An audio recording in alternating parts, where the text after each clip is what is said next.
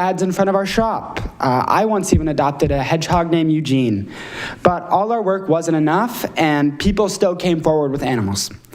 The cover sheet of this agenda states that these funds are dedicated to the care of and adoption efforts for the animal shelter residents and community-wide animal welfare efforts, education efforts.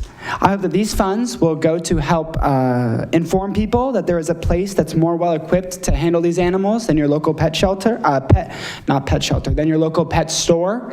I hope these funds will help take care of animals who need it to be used for them in shelters. And most of all, I hope these funds are put to good use by all the very passionate and hardworking people who currently work at the animal shelter. Every single person I've met who's worked in the animal shelter has been so incredibly passionate and so incredibly dedicated to it. They consider it their life's work. So I really do hope, trust, and believe that these funds will be put to a good use, and I yield the rest of my time. Thank you, Mr. Kirkpatrick. We don't have anybody else signed up at this time. This time we're going to move on to item number 3, the consent agenda. Consent agenda is going to be taken as one item unless the council member wants to pull a particular item, at which time we'll take that item separately. Do I have a motion? Got a motion by the Mayor Pro Tem Whatley, second by, was it Kermally? Okay. There were several of you. Any additional questions? If not, if you'll vote at this time, please. And it passes 7-0. Thank you, council members. Moving on to item number 4, donations, 4A.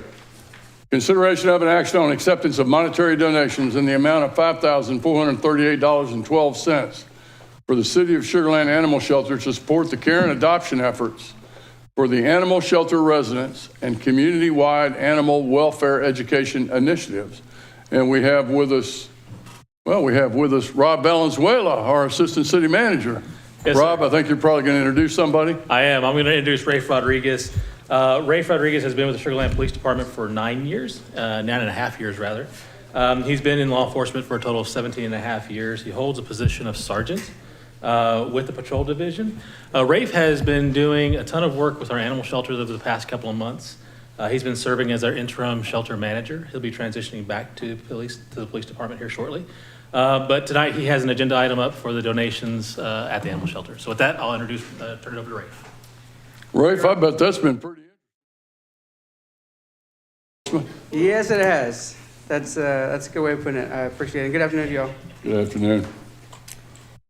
So as you know, the donations received throughout the year from residents, non-residents, and businesses. The city has a policy that any monetary donations be formally accepted by the city council. So we have donations from 40 individuals totaling an amount of $5,438.12 since the last time the city council met and accepted donations in September of 2024. We had 7 donors that are above $250. First one, Ricky Bourne with $1,000. Diana Schroeder of $250. Mark Abrams, a $250 donation. John McGee, a $500 donation. We had a Kendra Scott fundraiser that raised $660.62. Anonymous donor gave $315. And Susan Kuzilla, yeah, of $500, which totaled $3,475.62.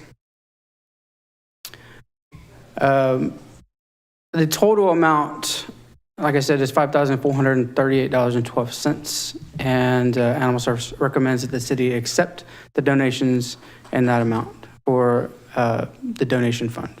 Thank you, Rafe. And we certainly appreciate every donation, however big or small. We appreciate the public engaging with the animal shelter, and we appreciate your management over the shelter. Comments from council members? Do I have a motion? Motion to approve. I've got a motion by Jennifer Lane. Do I have a second? Yeah, a second by Ferguson. You vote at this time, please. And it passes unanimously. Thank you, council members. Thank you. Thanks, Rafe.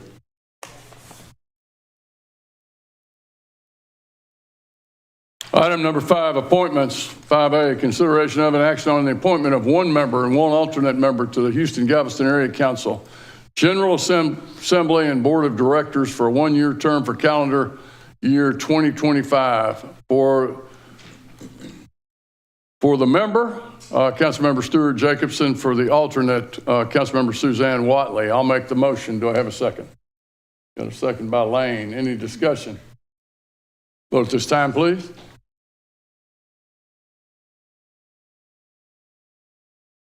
Do a hand vote. All in favor? Aye. Okay. And we got 7-0. Thank you, council members. Item number 6, ordinances and resolutions. 6A, consideration of an action on City of Sugar Land Resolution number 2510, a resolution of the City Council of the City of Sugar Land, Texas, adopting a policy regarding the creation of public improvement districts and related matters. We have Kareem Heshmet, our senior planner, and Kareem, I think you've got somebody that's going to join us virtually. Yep. So we'll wait just a minute. Sure. The floor is yours.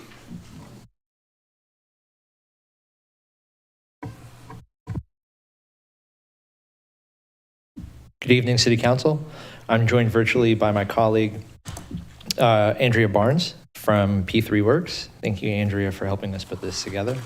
We'll breeze through this because we've workshopped this back in December. The city is actively pursuing innovative mechanisms that support redevelopment. Public improvement districts are a special infrastructure financing tool allowed to municipalities by Chapter 372 of the Local Government Code in anticipation of the complex financing that may be necessary to redevelop areas across the city. Staff has drafted the policy before you for the creation of public improvement districts. We'll go through an overview, walk through the policy, recap our workshop, go through staff recommendation, and close out. Also have the next item as well regarding fee amendments. So we'll go quickly through what, how, and why. What are public improvement districts? Chapter 372 of Local Government Code provides legal framework. Public improvement districts form over a defined contiguous area in the corporate limits of the city or the ETJ. They're funded through, they confer special benefits for a development over a certain area. They're funded through assessments levied against properties within the public improvement district based commensurate on the benefit received. Assessments can be paid in full or in annual installments. They do not increase as the home value increases. Assessments terminate after the debt is paid in full. They're a lien that runs with the land. And the assessments are used to pay debt service on tax-exempt bonds used to issue the fund improvements, the PID improvements, or a reimbursement agreement with the developer. Why use PIDs? They are an incentive tool to promote development. They can be used by developers, and they're advantageously positioned to support redevelopment, namely vertical construction. They provide for superior plans, architectural or building materials that exceed our existing standards, and promote our existing plans, accelerate our comprehensive plan. We should note that PIDs are not separate political subdivisions and that the city is the de facto board.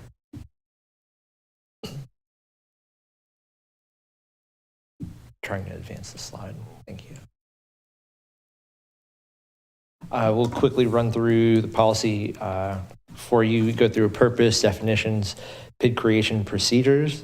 Then we establish the PID objectives. Those are the 10 items that we went through in our workshop recap. Those include things like advancing the city's comp plan, long-term economic development, redevelopment of underutilized areas, mix of residential options, enhanced open spaces, multimodal transportation, improved infrastructure, historic preservation, and placemaking features. It goes through the assessment and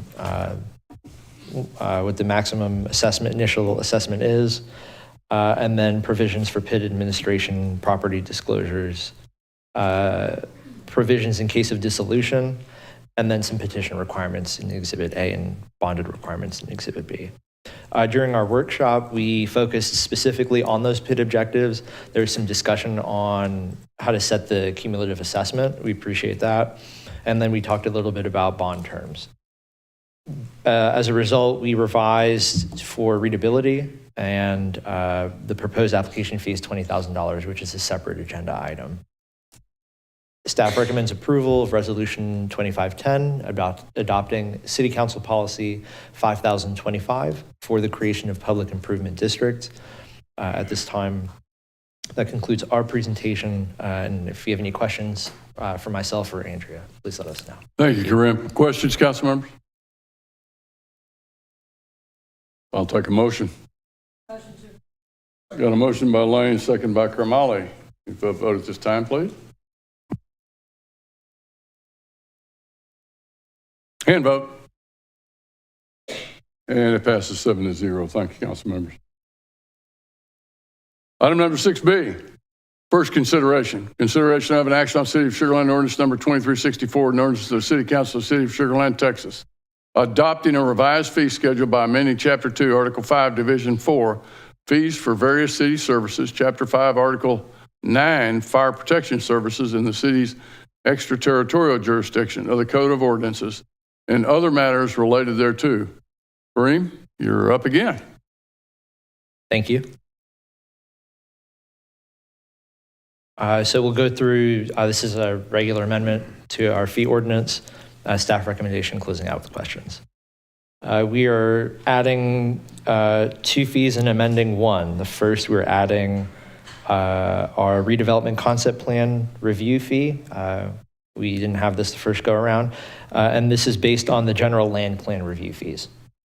The second item is that public improvement district fee application fee. This was based on what other cities charge and increasing from the original proposed fee of $15,000. And lastly is amending fire protection services in the city's ETJ to $23.03 per month.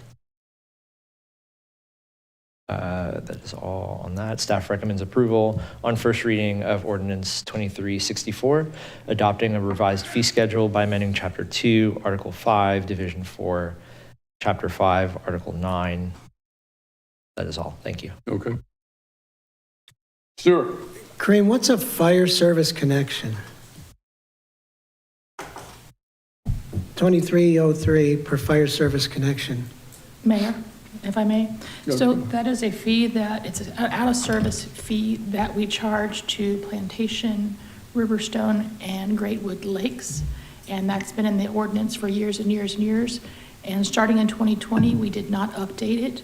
And this is just going back in accordance with the development agreements where they are raised every year by the CPI and bringing them up to today's dollars.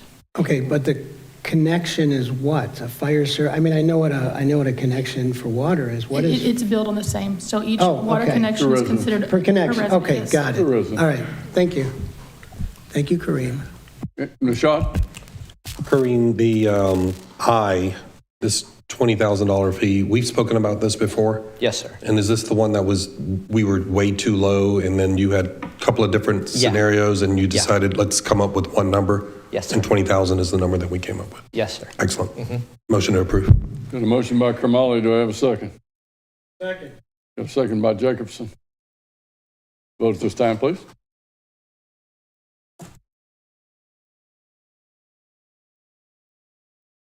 And it passes 7-0. Thank you, council members. Item number 7, workshop. 7A, review of and discussion on the 2023-2024 Charter Review Commission proposed charter amendments. And we have our city attorney, Meredith Reedy.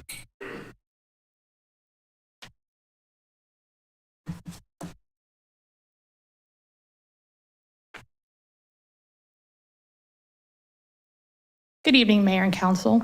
As you may recall, we had a 2023-2024 Charter Commission, and they have met a number of times. This is the individuals that served on the Charter Commission. Mr. Harris was the chair. You appointed them in December of 2023. They had 6 meetings. They were all open to the public. You all met with them at one of those meetings, and nobody else decided to come to those meetings, and so they got their work done very quickly. Back in May, I did present to you with Mr. Harris their final report.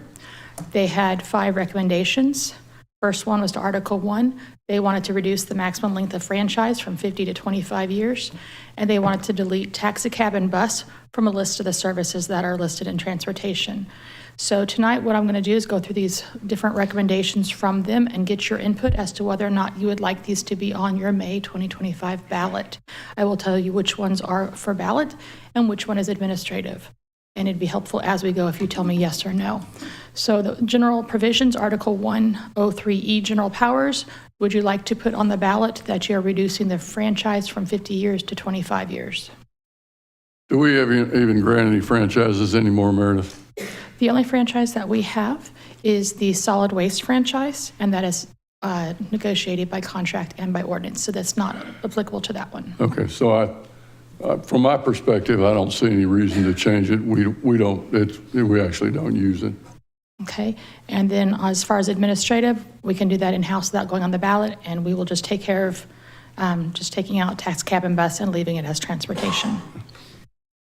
Article 2, they would like to recommend, and these are both administrative, that the election term, they would like to clarify that there is not an election in the third year, that year 1 is district, year 2 is at large, and the third year is a non-election year or by year. That can be done administratively. They are also recommending that the section on 2.04, resign to run, be amended or revised administratively. If you may recall, we added a provision to resign to run at your last charter election at the same time that you had a provision going from 2 years to 3 years. And so there's no such thing as if then on the ballot for charter. If this is approved, then you don't approve this one. And so right now, the language in it appears that if you run for an outside office, that you resign to run, but it does not address inside office, because state constitution says if you have more than 13 months remaining on your office, which anybody here would if you're running for a different council office, that you automatically resign. So their recommendation is just to clean up the language so that it says running for any office instead of just outside office, because that would interpret. I agree. Comment? Go ahead. Yes, thank you, Mayor. I've got a couple of points to make, but I need to provide a little context first. So anyway, I applied to serve, council appointed me to serve on the City Charter Review Commission back in 2003. So I've been very engaged with the charter since that time. And again, regarding this provision, it states, if a member of the City Council becomes a candidate for election in any public office other than that of City Council, such candidacy shall constitute an automatic resignation of the office then held. And this was added because a member of City Council ran for an office other than that of City Council and missed several months of council meetings along with our retreat. And this does not contain any provision, I said, regarding the time remaining in office. And in my opinion, which is based on a general attorney's opinion, which I'll get to in a second, I think that this applies to everyone who is currently a member of City Council, regardless of the term remaining. So that's the point that I'd like to have cleared up before we place this on the ballot. And so going to Article 11, Section 5 of the Texas Constitution, it provides that no charter or any ordinance passed under said charter shall contain any provision inconsistent with the Constitution of the state or the general laws enacted by the legislature of the state. Aside from that limitation, a home rule municipality has the full power of local self-government.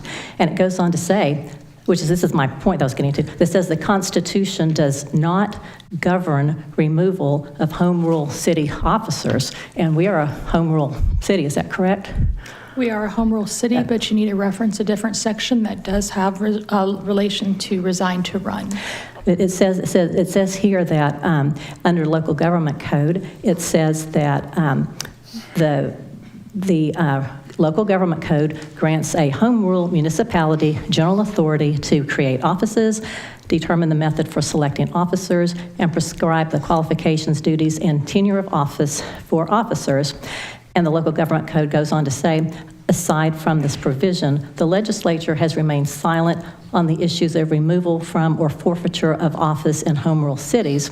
Thus, it is generally recognized that the authority for a home rule city to remove one of its members must be found in the city's charter. So that's why I'm questioning whether or not the greater than 13 months versus less than 13 months actually applies, since it does say that the members must be found in the city charter here.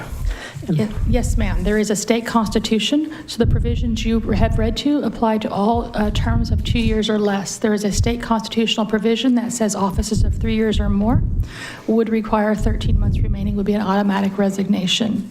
I brought that up during the last Charter Commission when you decided to go from 2 years to 3 years, and I've also provided you 2 legal opinions, including Attorney General opinions, that do cite that constitutional provision related to the 13 months. But it does go in here to say that a home rule city charter providing for the automatic resignation of a mayor or council member serving a 2-year term of office is not inconsistent with the Texas Constitution. So it seems that someone wanting to have a member of city council, obviously if elected, if approved by the ballot. So if we wanted to have someone who has whether it's regardless of term in office, it seems like I said, if a home rule city charter provides for automatic resignation of someone serving a 2-year term is not inconsistent with the Texas Constitution. So then having someone resign to run regardless of time remaining in office would not be inconsistent with the Texas Constitution. The Texas Constitution does not address 2-year terms, so there would not be a conflict if you all serve 2-year terms. During the last charter election, you all approved to go from 2 years to 3 years, and which place the state constitution does address that. So it would be in compliance with the state constitution. But having a stricter term limit, without that, I don't think that flies in the face of the Constitution if you have something that's stricter, less than or more than the 13 months. The 13 months is state constitution. If you want to be more strict, then you can. If you want to see 6 months resigning, you automatically resign. But the state constitution is quite clear, at 13 months, you automatically resign. Right, but I'm just saying we can be more strict than that. Yes, ma'am. Would you like to recommend less than 13 months? Well, that was because I was on council at the time, and during that time, we did not put greater than or less than 13 months on You there. would not need to because the state constitution Yeah, exactly. trumps But we can anything have that you it. So we can have that 2.04 in place regardless of the time remaining in office, and would not, because it's stricter than the Texas state constitution, it wouldn't be in violation of the Texas state It constitution. would not be in violation, it would be in compliance with it. And this is not a ballot provision, this is an administrative cleanup where we are just clarifying that does apply. So, well, anyway, I just thought it would be good to refresh the council's memory of of our discussions back in November, before the November 3rd, 2020, and also benefit those who are not on council at the time. If they could watch, if you all could send the videos from the meeting regarding that. I'm good to go with the recommendation on the table. Okay. Everyone else? The Charter Commission did not have any recommendations for Article 3. Article 4, they had recommended that you expand the term of municipal court judge and associate judges from 2 years to 4 years, and they have recommended a residency requirement for the primary municipal court judge. Meredith, I'm okay with and I'll open it up to the council, I'm okay with extending the term from 2 to 4. I don't think there's a reason to add a residency requirement. I think that gives us a broader recruiting base from which to go. So I'm not in favor of the residency requirement for the municipal court judge. Council members? Question. Suzanne? How many of our judges have actually lived in Sugar Land? Isn't this one of the, how many? I believe our current one is our first one. Okay, so it doesn't really make a difference. I agree with your recommendation, sir. And it would not apply to the sitting judge, it would apply to future hires. Meredith, is this administrative or does this have to go on the ballot? This would be a ballot provision. I'm okay with that, except, what Joe said, except for the residency. Yeah, so we place on the ballot, extend the terms of municipal court judge and associate municipal court judges from 2 years to 4 years, and that would be placed on the ballot. Okay. That would be your only ballot provision because there were no changes to Article 5 and 6. So we'll add that to your election or your ordinance next week. Thank you for your time. Thank you, Meredith.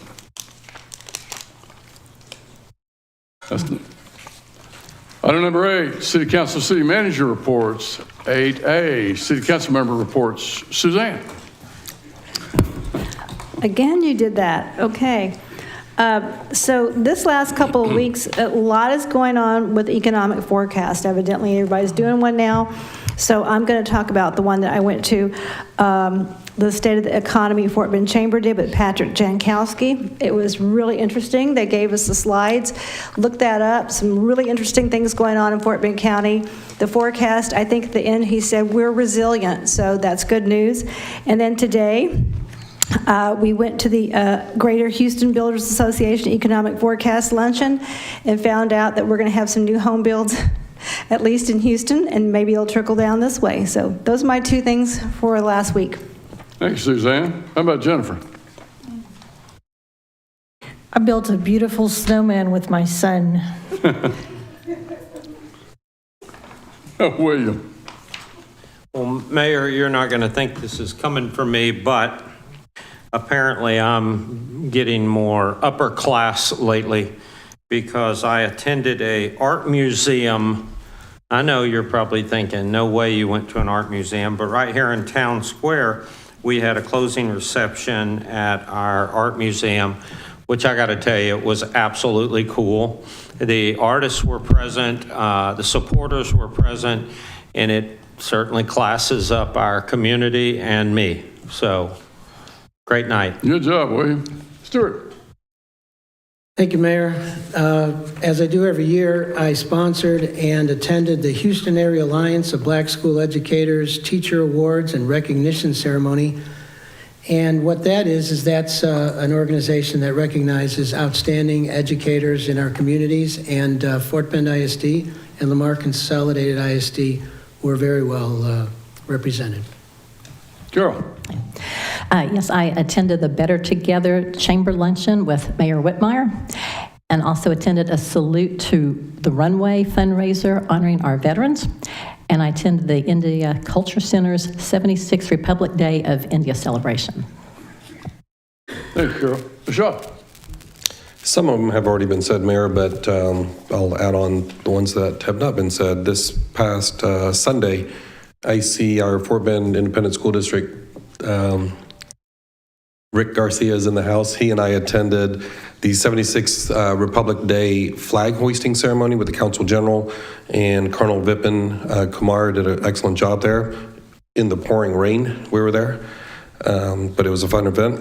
And then, Mayor, you and I attended this past Saturday the CKW Award Banquet done by a lady that lives in our ETJ, Connie Wang, Riverstone.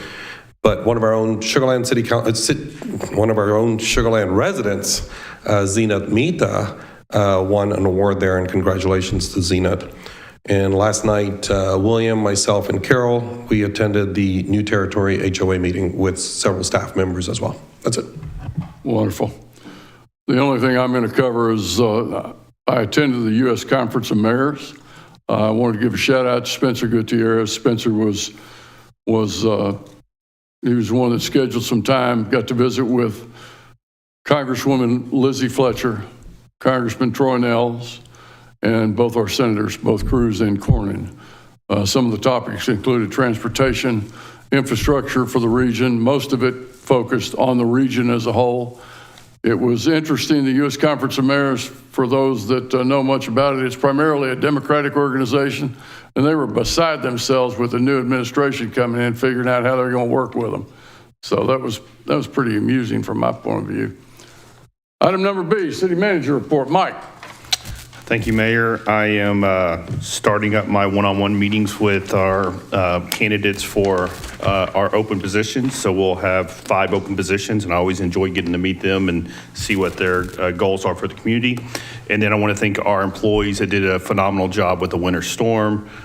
Just the job making sure that the city was safe. A lot of people were away from their family for a number of days, so kudos to them. Thank you. Thank you, Mike. Item number 9, closed executive session. 9A, closed executive session is authorized by Chapter 551, Dutch Government Code, in accordance with 551072, deliberation regarding real property. At this time, we're going to recess and we're going to reconvene in the council dining room. Thank y'all for coming tonight.